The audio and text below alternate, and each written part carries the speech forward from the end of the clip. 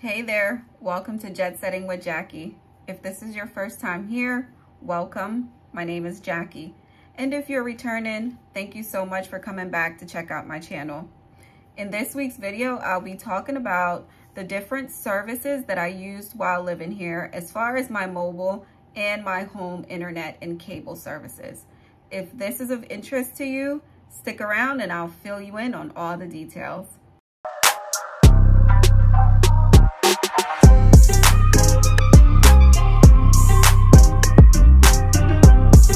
So prior to coming to Jamaica, I was using AT&T as my service provider. If you're outside of the country, AT&T does provide an international plan, but it costs about $10 per day. AT&T has the International Day Pass that works in about 210 plus countries. Now, the Day Pass costs $10 per day for the first line, and then it's $5 for each additional line. And then after 10 days, they no longer charge you that fee. So roughly you're paying about $100 for the first line per bill. After that, they stop charging you until the next billing cycle. The great thing is that your phone works exactly as it would at home, so there's nothing for you to do differently. For me, paying $10 per day for an extended period of time did not seem to make much sense.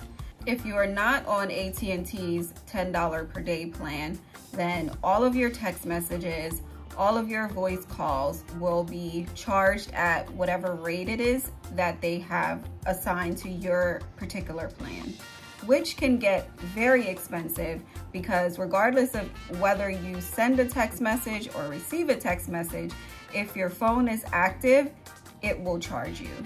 So once I got to Jamaica, I went and got a Digital phone chip.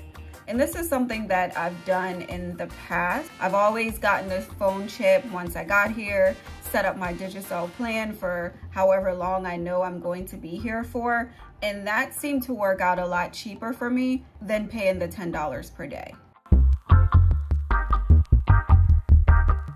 I had an iPhone 11, and the iPhone 11 does allow you to have dual SIM. So you can have a physical SIM card and an eSIM card.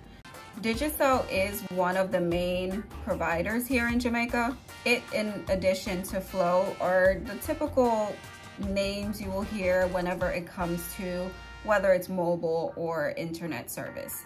There are other smaller companies that I've heard of, but they don't cover that much of the island. So Digicel and Flow is typically what everyone has here. Digicel offers both a prepaid and a postpaid service. With Digicel prepaid plan, you have to top your phone up with minutes or some dollar amounts in order to be able to use it for data or voice calls.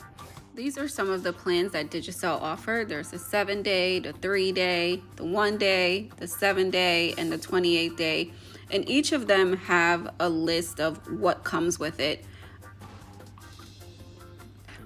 Under the available plans tab, you'll find a whole host of different plans that kind of suits each person. So you kind of have to go through and figure out which one of these plans work for what it is that you're looking for, whether it's data, whether it's international calling.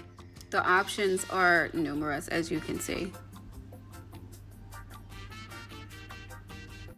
I initially signed up for Digicel's postpaid plan, and I selected a package that I thought would be similar to the one that I had in the US based on a conversation that I had with the agent in the store. After using the package for a few weeks, I realized that that wasn't the case. All of a sudden, my data wasn't working and my voice calls weren't working. So whatever happened, my phone plan was not set up correctly, and I was basically overusing my account, which was racking up charges, and they had to shut my service down. After that experience, I decided to just switch back to the prepaid plan and try to figure out what other service I could use here that would be similar to my AT&T plan in the US. and that led me to GoogleFi. Now, GoogleFi is a Google phone service. It's supposed to provide you with a lot of data that you can use internationally if you are traveling. The caveat to all of that is you can only start the service while in the US. Then if you travel outside the US, you can use your phone in whatever country that you're in based on the list that they provide you. But you also have to return back to the US within a certain time frame. So when I signed up for GoogleFi, I started using it in October, and I was back and forth between Jamaica and the US for most of that time. When I happened to be in Jamaica for more than like 30 to 45 days, I guess they picked up on it and they notified me that they were going to suspend my service until I start using it predominantly in the US. This is GoogleFi, which is Google's phone plan. They do offer two plans. There's simply Unlimited and Unlimited Plus, which are at pretty reasonable price points. Now, all you have to do is select the number of phones that you would like to add to the line, which the more phones you add, the lower the plan becomes. But again, there are things that are advantages and disadvantages to having GoogleFi. Because I knew I was not going to be in the US for more than like 30 days, I realized that plan was not going to work for me. So I had to decide on something else, which led me to get T-Mobile as my US-based service. So I canceled AT&T only to cancel GoogleFi and end up at T-Mobile. Now, being at T-Mobile does have a lot of benefits for people who are outside of the country. They do provide 5 gigabytes of data while you are roaming, and all of your text messages are free. And for me, that was a win-win, because I know I needed those security codes to get into my bank account, and not being able to get it while I had AT&T was a bit of a bother. And if I did get it, it was costing me extra. So switching to T-Mobile and getting that free text message was great. In addition to the free text messages and 5 gigabyte of data that T-Mobile provides for free, they also have international one-day pass and additional 5 gigabytes and a plan for 15 gigabytes, just in case your trip extends a little bit longer and you need that additional data. They do allow you to purchase more.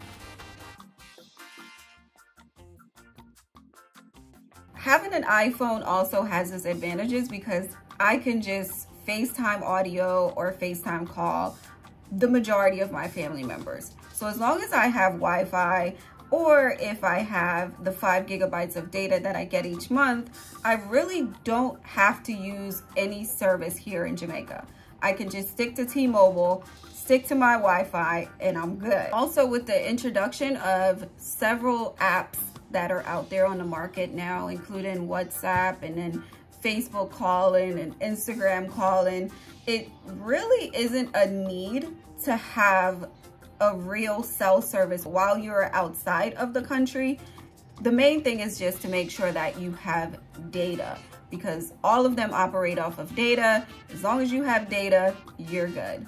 Now that we've discussed the mobile services that I've used while in Jamaica, I want to cover the home-based services that I've used. For some reason, it seems like a lot of the homes along the North Coast tend to work off of Flow internet.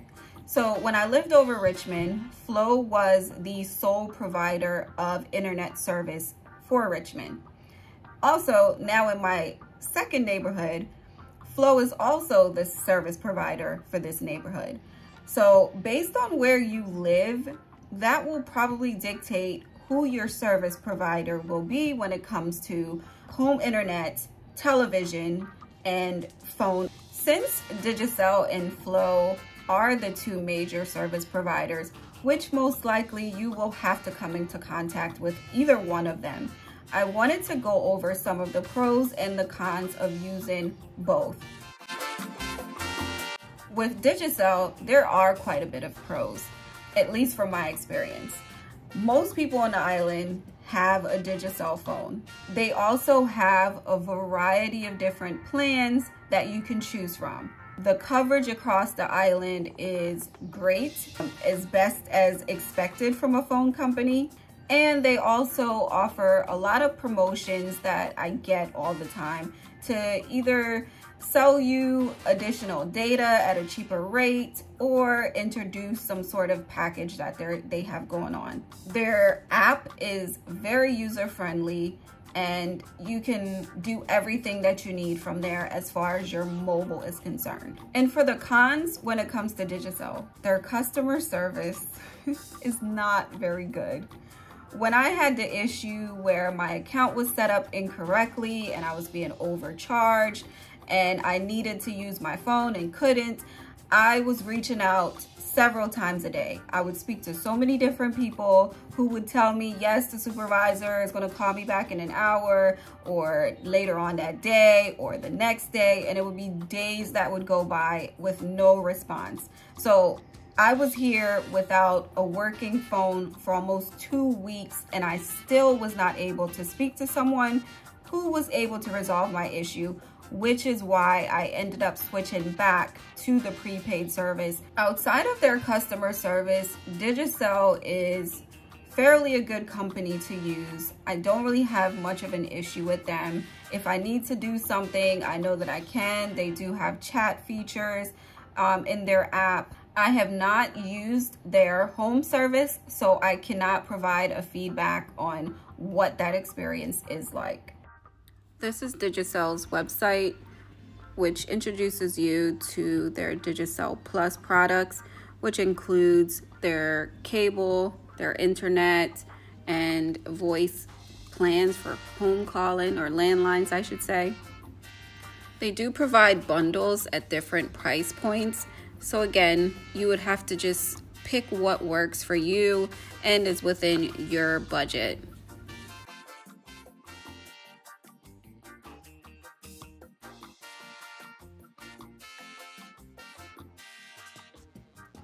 I started using Flow back in August when I signed up for their home service. The service that I ordered for home included a package that was called the Yacht and Road package. So I was able to get cell phone, home internet, cable, and a home phone too, which I don't use. Does anyone use home phones anymore?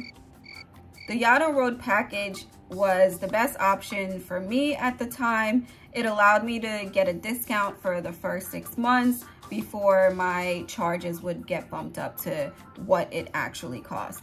Some of the pros that I found with Flow is that it's been available in all of the neighborhoods that I've lived in.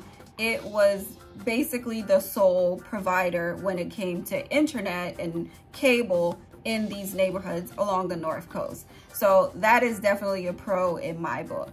The other pro is that the prices appear to be fairly reasonable. For the first 6 months for my Yacht and Road package, I was paying, with taxes included, about $8,400 for a cell phone chip, internet at home, cable, and also a home phone. That price has gone up since my promotion has ended, and now it's about $9,200 per month, inclusive of taxes. Flow also increased our data up to 200 megabits per second back in, I believe, November, December of last year, without increasing the cost of the service. So I do think that that was a little bit of a benefit and a pro for them. I have found that their customer service at Flow has been a bit better than Digicel. Every time that I have reached out to Flow, I've gotten a response, I've communicated about my issues, and they were able to either fix them or give me some sort of way to resolve my issue. Now for the cons when it comes to Flow. I tend to find that their website is not very user-friendly when it comes to logging into your personal account. The process of finding your package and signing up is very easy, I will say that.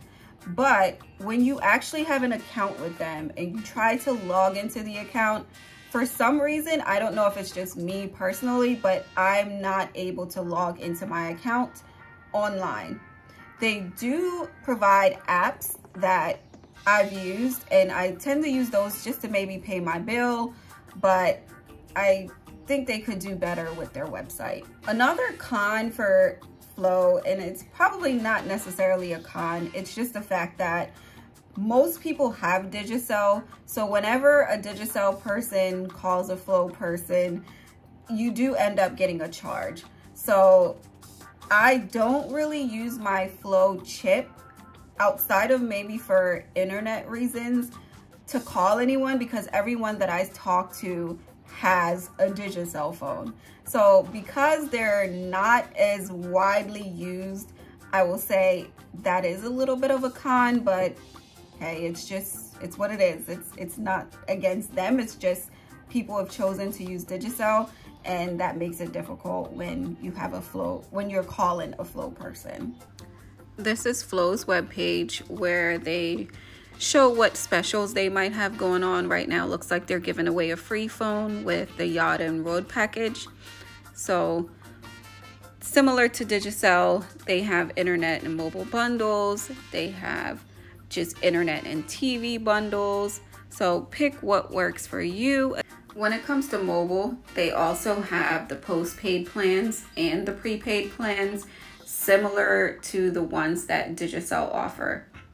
Their prepaid plan include the 2-day plan, 5-day, 7-day, 28-day plan. There is one honorable mention that I do want to talk about, and that's Starlink. Starlink is a satellite service that just got the green light from Jamaica to begin operation back in October of last year. So they are currently providing service on the island.